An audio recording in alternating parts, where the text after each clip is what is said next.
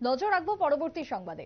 শিবরাত্রির দিনই সুখবর কেদারনাথের পূর্ণার্থীদের জন্য, এবং সেই সুখবর মিলেছে ইতিমধ্যে মন্দির সূত্রে। আগামী 10 মে খুলে যাচ্ছে কেদারনাথ মন্দিরের দরজা। অর্থাৎ আমরা কেদারনাথের ক্ষেত্রে জানি যে 6 মাস বন্ধ, 6 মাস খোলে তারপরে, তবে এবারে 10 মে খুলে যাচ্ছে কেদারনাথের মন্দিরের দরজা।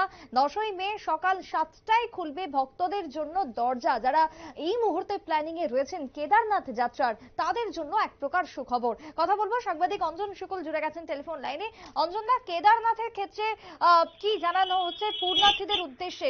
মন্দির কর্তৃপক্ষ কি ভাবনা চিন্তা করছে? দেখো, শিবরাত্রির দিন সুখবর দিল বঙ্গবাসীকে, ভারতবাসীকে।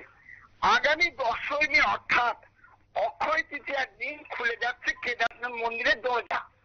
সেই সঙ্গে উত্তরাখণ্ডে শুরু হবে 4 ধাম যাত্রাও। কেদারনাথ ছাড়াও বাকি ধামগুলি হলো বদ্রীনাথ, গঙ্গোত্রী ও যমুনোত্রী।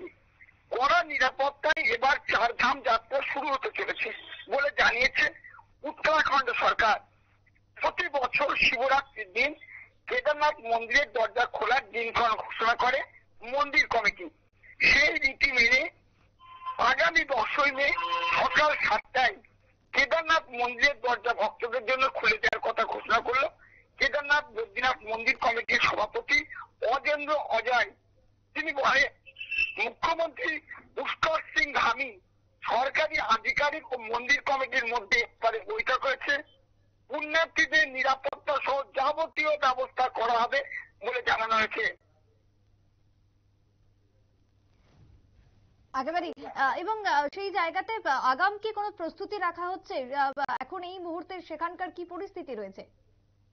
না, এখন থেকেই দেখো, যেটা এই নির্দেশ পাওয়ার পর স্থানীয় পুলিশ প্রশাসনের পক্ষ থেকে মন্দিরকে সাজিয়ে তোলার একটা পরিকল্পনা করা হবে এবং নিরাপত্তা জোরদার করার ব্যবস্থা করা হবে বলে আমরা জানতে পেরেছি। এবং তার প্রস্তুতি পর্ব কিন্তু শুরু হচ্ছে কাল থেকেই। একেবারেই তাই। অনেক ধন্যবাদ তোমায় অঞ্জনদা। অর্থাৎ শিবরাত্রি আজকে, এবং শিবরাত্রিকে কেন্দ্র করে এক প্রকার সুখবর মিলেছে কেদারনাথ থেকে। সেই জায়গায় জানানো হচ্ছে 10ই মে মন্দিরের দরজা খুলে যাবে, তার জন্য যাবতীয় প্রস্তুতি শুরু হয়ে গেছে।